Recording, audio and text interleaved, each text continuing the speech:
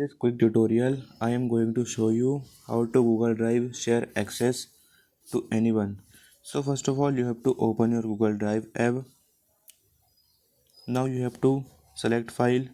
Let's say I want to share this file link and give this access, so you have to click on these three dots here. Now you have to click on share option here. Now you will see this interface. Here you have to click on this option. Now you will see this interface in your screen. You have to click here. After that you have to select viewer option here. Now you have to wait.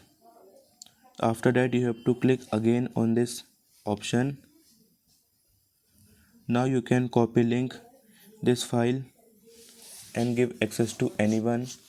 So that's how you can give access to anyone. Here another option. You have to click on this plus icon and you have to write those persons link या email or email which you want to give access. So that's how you can give access to anyone in your Google Drive file.